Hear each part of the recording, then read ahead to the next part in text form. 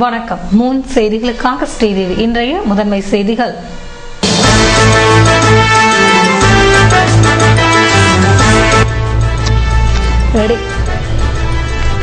கரும்பு விவசாயிகள் கருப்பு கொடி ஆர்ப்பாட்டம். கூடுதல் தொகை வழங்குவதுடன் கரும்பு அரவையை உடனடியாக துவக்க வேண்டும் என வலியுறுத்தல்.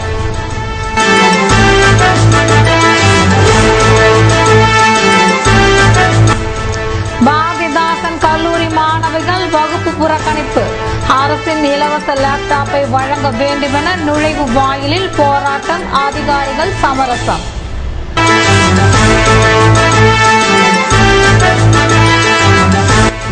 மணப்பட்டு வனப்பகுதியில் மீனவர் படுகொலை. மது போதையில் ஏற்பட்ட தகராறில் உடனிருந்தவர்கள் கொலை செய்துவிட்டு தமிழகத்திற்கு தப்பியோட்டம். இனி விரிவான செய்திகள். முத்தரப்பு கூட்டத்தை கூட்டி கரும்புக்கான விலையை அறிவிப்பதுடன் இந்த ஆண்டுக்கான அரவையை துவக்க வேண்டும் என வலியுறுத்தி கரும்பு விவசாயிகள் சங்கத்தினர் கருப்பு கொடி ஆர்ப்பாட்டத்தில் ஈடுபட்டனர். 2014-15 ஆண்டுக்கான அரவையை துவக்க வேண்டும், நிலுவைத் தொகையினை வழங்க வேண்டும், முத்தரப்பு கூட்டத்தை கூட்டி விலையை அறிவிக்க வேண்டும், விவசாயிகள் பேரவையை கூட்டி தேர்தல் நடத்த வேண்டும், வங்கிக்கு வட்டி தொகையை உடனே செலுத்த வேண்டும், ஆலை தொழிலாளிகளுக்கு நிலுவையில் உள்ள சம்பள பாக்கியை வழங்க வேண்டும் என வலியுறுத்தி கரும்பு விவசாயிகள் சங்கத்தினர் புதுவை சட்டமன்றம் முன்பாக பட்டை நாமத்துடன் கருப்பு கொடி ஆர்ப்பாட்டம் நடத்தினர். இதற்கு விக்கிரவாண்டி தொகுதி எம்எல்ஏ ராமமூர்த்தி தலைமை தாங்க சங்க செயலாளர் லோகநாதன், தலைவர் ராமமூர்த்தி ஆகியோர் முன்னிலை வகித்தனர். இதில் சங்க நிர்வாகிகள் மற்றும் விவசாயிகள் பங்கேற்றனர். இதேபோன்று காமராஜர் நகர் பகுதியில் அடிப்படை வசதிகளை செய்து தர வேண்டும் என வலியுறுத்தி இந்திய கம்யூனிஸ்ட் கட்சியினர் சிவாஜி சிலை அருகில் கண்டன ஆர்ப்பாட்டம் நடத்தினர். இதற்கு கிளை செயலாளர்கள் தலைமை தாங்க தொகுதி செயலாளர் துரைசெல்வம் முன்னிலை வகித்தார். மாநில செயலாளர் விஸ்வநாதன், தேசிய குழு உறுப்பினர் கலைநாதன் ஆகியோர் கண்டன உரையாற்றினர். இதில் கட்சி நிர்வாகிகள் மற்றும் தொண்டர்கள் பங்கேற்றனர். புதுவையில் லேப்டாப் வழங்காததை கண்டித்து பாரதிதாசன் மகளிர் கல்லூரி மாணவிகள் வகுப்புகளை புறக்கணித்து போராட்டம் நடத்தினர். புதுவை முத்தியால்பேட்டையில் அமைந்துள்ள பாரதிதாசன் மகளிர் கல்லூரி மாணவிகள் வியாழக்கிழமையன்று திடீரென வகுப்புகளை புறக்கணித்து நுழைவு வாயிலில் போராட்டம் நடத்தினர்.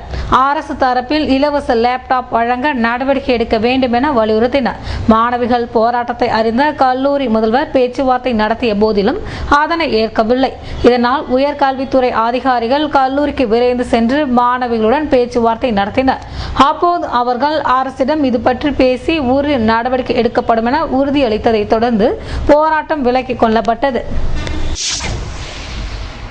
புதுவை தமிழக எல்லை பகுதியில் உள்ள வனப்பகுதியில் போதையில் ஏற்பட்ட தகராறில் மீனவர் கொலை செய்யப்பட்ட சம்பவம் காரணமாக குற்றவாளிகளை பிடிக்க இரு மாநில போலீசார் தீவிரம் காட்டி வருகின்றனர். புதுவை கன்னியாகுமரி அருகே உள்ள மணப்பட்டு என்ற இடத்தில் வனத்துறைக்கு சொந்தமான வனப்பகுதி அமைந்துள்ளது. இங்கு இரவில் அப்பகுதியை சேர்ந்த மீனவர்கள் மது அருந்துவதை வழக்கமாக கொண்டுள்ளனர்.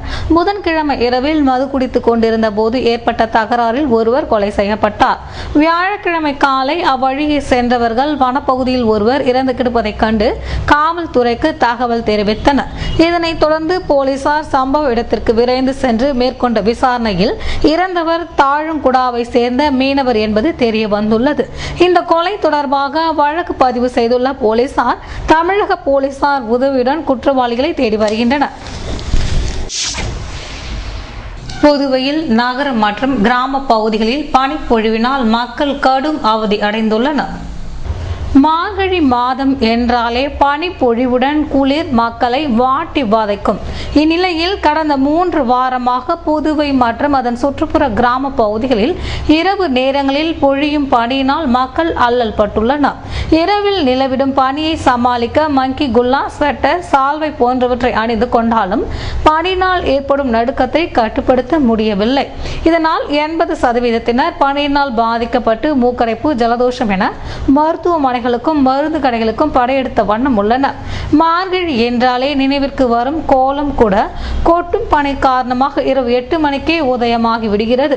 காலையில் நிலவிடும் பனிக்கு தங்களால் தாக்கு பிடிக்க முடியாது என்பதால் இந்த எச்சரிக்கை நடவடிக்கையில் நம்பூர் பெண்மணிகள் களமிறங்கி உள்ளனர்.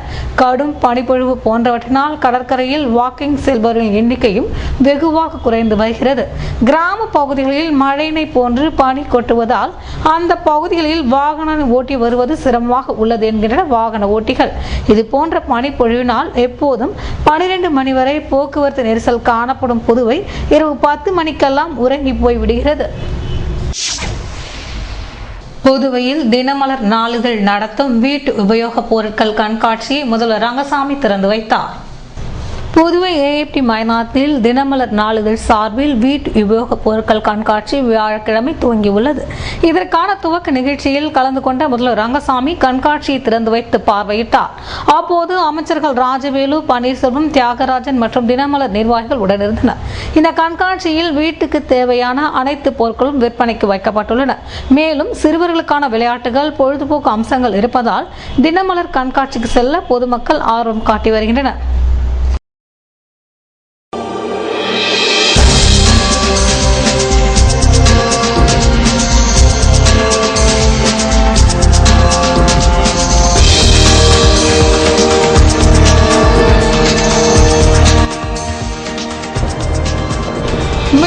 கோகிலாம்பிகை கோவிலில் வளர்க்கப்படும் பசு மாடுகள் உணவின்றி மரணம் அடையும் பரிதாபம். இந்து அறநிலையத்துறை முன்பாக ஆர்ப்பாட்டம்.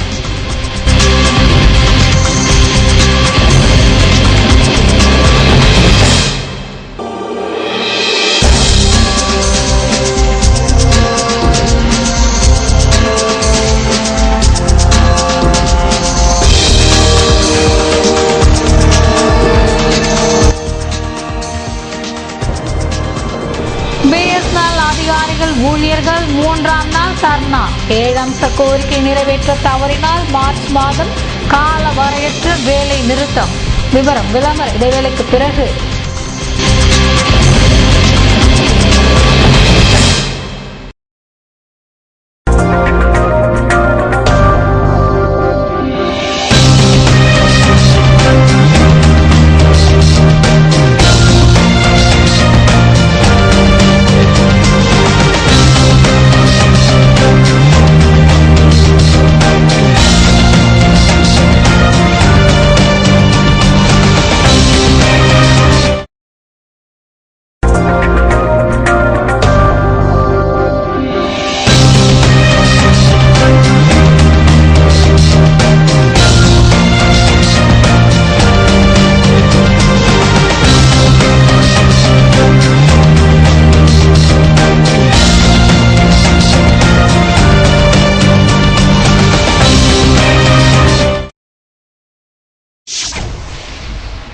செய்திகள் தொடர்கின்றன. புதுவை ஆதி திராவிடர் நலத்துறை சார்பில் ஏழைகளுக்கு உதவித்தொகையினை அமைச்சர் ராஜவேலு வழங்கினார். புதுச்சேரி அரசு ஆதி திராவிடர் நலத்துறை மூலம் வீடற்ற ஏழை ஆதி திராவிடர் குடும்பங்களுக்கு முதல் தவணை 1.5 லட்சம் வீதம் 72 குடும்பங்களுக்கும், திருமண உதவித்தொகை 16 நபர்களுக்கும், ஈம சடங்கு உதவித்தொகை 5 நபர்களுக்கும் புதுவை நலம் மற்றும் சுற்றுலாத்துறை அமைச்சர் ராஜவேலு தலைமையில் வழங்கப்பட்டது. உடன் ஆதி திராவிடர் நலத்துறை இயக்குநர் இளங்கோவன், நல அதிகாரி பாலாஜி மற்றும் ஊழியர்கள் ஸ்ரீநாத், தர்மலிங்கம் ஆகியோர் கலந்து கொண்டனர். மொத்த தொகை 1,07,75,000 வழங்கப்பட்டது. புதுவையில் நடைபெற்று வந்த யோகா விழாவில் வெற்றி பெற்றவர்களுக்கு அமைச்சர் ராஜவேலு பரிசுகள் வழங்கி பாராட்டினார். புதுவையில் சுற்றுலாத்துறை சார்பில் 21வது அகில உலக யோகா திருவிழா கடந்த 4ஆம் தேதி தொடங்கி 4 நாட்கள் நடந்தது. இதில் பல்வேறு மாநிலங்கள் மற்றும் நாடுகளில் இருந்து 1000க்கும் மேற்பட்ட வீரர் வீராங்கனைகள் பங்கேற்றனர். யோகா போட்டியில் ஒவ்வொரு பிரிவிலும் முதலிடம் பிடித்தவர்களுக்கு இறுதி சுற்று போட்டிகள் நேற்று காலை காந்தி திடலில் நடந்தது. இதில் 10 முதல் 50 வயது வரை ஆண்கள் பிரிவில் கரூரை சேர்ந்த கார்த்திகேயனும், பெண்கள் பிரிவில் கரூரை சேர்ந்த சுபாஷினியும், 51 வயதுக்கு மேல் போட்டிகளில் ஆண்கள் பிரிவில் ஆந்திராவை சேர்ந்த ராஜுவும் பெண்கள் பிரிவில் ஆந்திராவை சேர்ந்த லகுடல் லட்சுமியும் சாம்பியன் பட்டங்களை தட்டி சென்றனர்.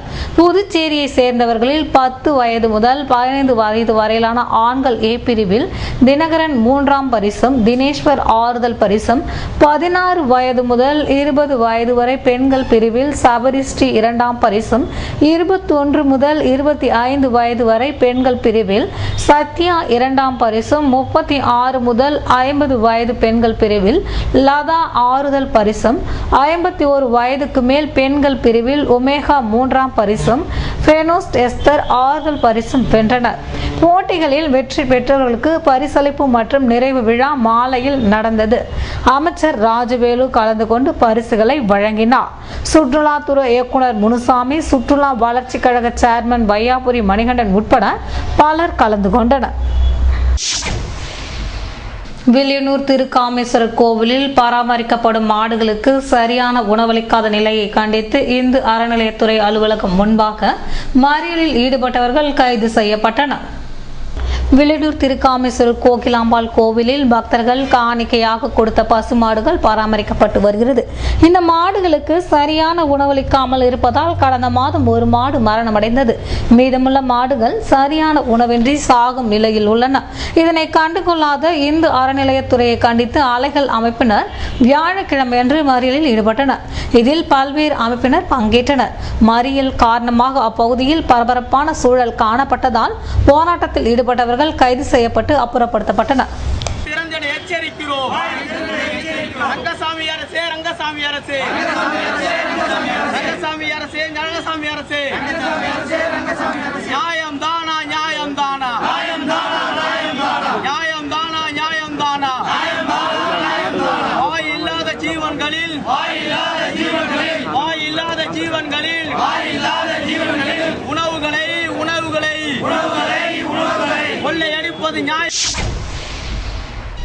மத்திய மாநில நிறுவனங்களில் பிஎஸ்என்எல் சேவையை கட்டாயமாக்க வேண்டும் என வலியுறுத்தி நடைபெற இருக்கும் வேலை நிறுத்த போராட்டத்தை ஆதரித்து அதிகாரிகள் மற்றும் ஊழியர்கள் 3வது நாளாக தர்ணாவில் ஈடுபட்டனர். கிராமப்புற சேவைக்கு ஏற்படும் இழப்பை ஈடு செய்ய வேண்டும். பிஎஸ்என்எல் சேவைகளை விரிவாக்கம் செய்ய நவீன கருவிகளை வாங்க வேண்டும். 4G சேவையை துவக்க பிஎஸ்என்எலுக்கு அனுமதி வழங்க வேண்டும். மத்திய மாநில மற்றும் பொதுத்துறை நிறுவனங்களில் பிஎஸ்என்எல் சேவையை கட்டாயமாக்க வேண்டும் என்பது உட்பட 7 அம்ச கோரிக்கையை வலியுறுத்தி பிஎஸ்என்எல் ஊழியர்கள் நாடு தழுவிய அளவில் பிப்ரவரி 25ஆம் தேதி பாராளுமன்றம் நோக்கி பேரணி நடத்த உள்ளனர். மேலும் மார்ச் 17ஆம் தேதியிலிருந்து கால வரையற்ற வேலைநிறுத்த போராட்டத்தில் ஈடுபட உள்ளனர். இந்நிலையில் பிஎஸ்என்எல் அதிகாரிகள் மற்றும் ஊழியர்கள் 3வது நாளாக தர்ணா போராட்டத்தில் ஈடுபட்டனர். இதில் தொழிற்சங்க நிர்வாகிகள் மற்றும் ஊழியர்கள் கலந்து கொண்டு கோரிக்கை தொடர்பாக கோஷங்கள் எழுப்பினர். கட்டாய மதமாற்ற தடை சட்டத்தை கொண்டு வர வேண்டும் என வலியுறுத்தி புதுவையில் இந்து அமைப்பினர் உண்ணாவிரத போராட்டம் நடத்தினர்.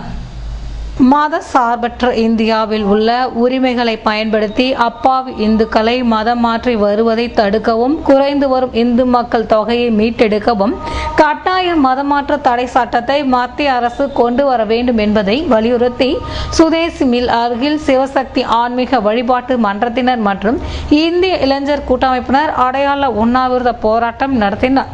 இதில் ஆன்மீக மன்ற நிர்வாகிகள் மற்றும் பக்தர்கள் கலந்து கொண்டனர்.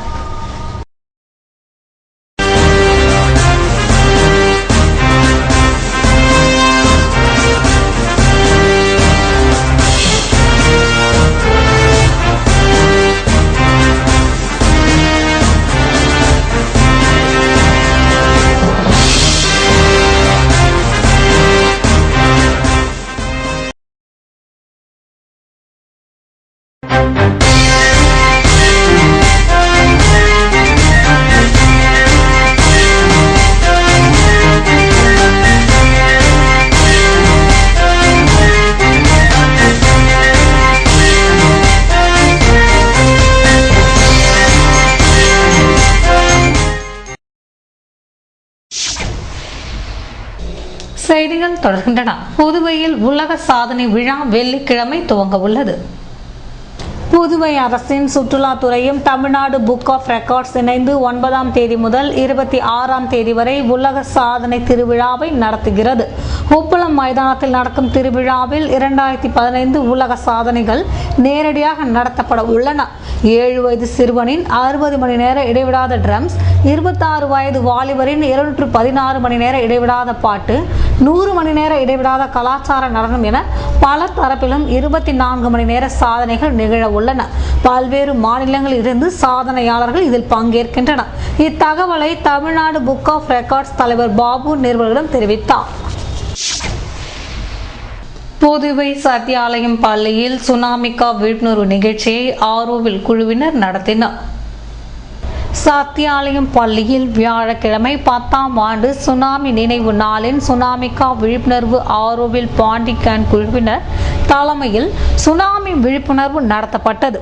சுனாமிக்கா விழிப்புணர்வு நிகழ்ச்சியில் கல்வி அமைச்சர் தியாகராஜன் மற்றும் தொகுதி எம்எல்ஏ அன்பழகன் சிறப்பு விருந்தினராக கலந்து கொண்டனர். பள்ளி நிர்வாகி சிவராம் ஆழ்வா சிறப்பு விருந்தினராக வரவேற்றார். இவ்விழாவில் ஊர் தலைவர்களும் பெற்றோர்களும் கலந்து கொண்டனர். மாணவர்கள் சுனாமிக்காவின் விழிப்புணர்வு நாடகம் நடத்தப்பட்டது. இவ்விழாவில் தலைமை ஆசிரியர்கள் மற்றும் மாணவர்கள் கலந்து கொண்டனர். புதுவை முதலியார்பேட்டை தொகுதியில் 20 லட்சம் ரூபாய் மதிப்பில் வாய்க்கால் அமைக்கும் பணியினை சட்டமன்ற உறுப்பினர் பாஸ்கர் தொடங்கி வைத்தார். புதுச்சேரி முதலியார்பேட்டை தொகுதியில் உள்ள நேரு நகரில் புதுச்சேரி பொதுப்பணித்துறை நீர்ப்பாசன கோட்டம் மூலம் 20 லட்சம் ரூபாய் மதிப்பீட்டில் யூ வடிவ வாய்க்கால் அமைக்க பூமி பூஜையினை தொகுதி சட்டமன்ற உறுப்பினர் பாஸ்கர் வியாழக்கிழமை தொடங்கி வைத்தார். இந்நிகழ்ச்சியில் புதுச்சேரி பொதுப்பணித்துறை நீர்ப்பாசன கோட்டம் செயற்பொறியாளர் அறிவழகன், உதவி பொறியாளர் திருஞானம், இளநிலை பொறியாளர் பாலசுப்ரமணியன், முன்னாள் கவுன்சிலர் சத்யராஜ் மற்றும் ஊர் பொதுமக்கள் கலந்து கொண்டனர்.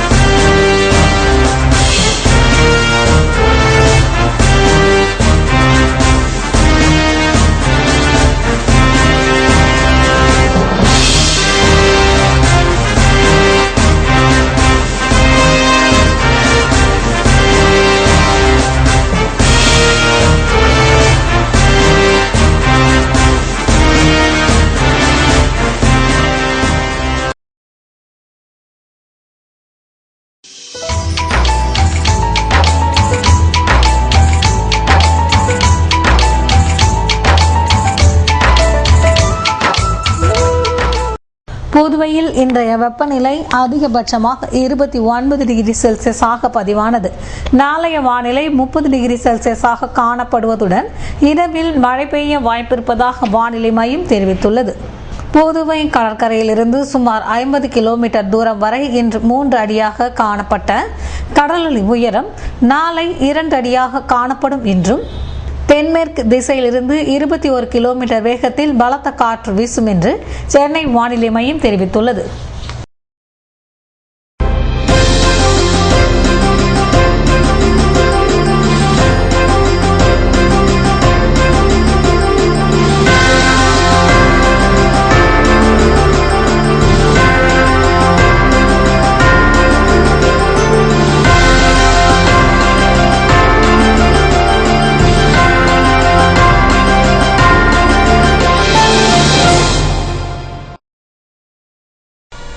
மீண்டும் இன்றைய முதன்மை செய்திகள்.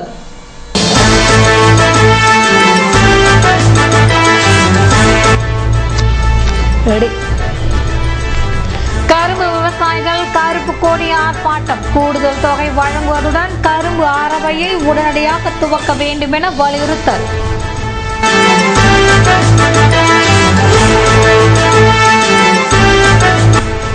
பாரதிதாசன் கல்லூரி மாணவிகள் வகுப்பு புறக்கணிப்பு.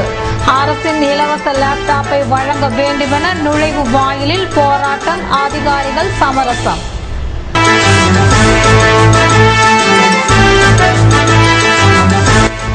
மலப்பட்டு வனப்பகுதியில் மீனவர் படுகொலை. மது போதையில் ஏற்பட்ட தகராறில் உடனிருந்தவர்கள் கொலை செய்துவிட்டு தமிழகத்திற்கு தப்பியோட்டம். இத்துடன் செய்திகள் நிறைவடைந்தன. வணக்கம்.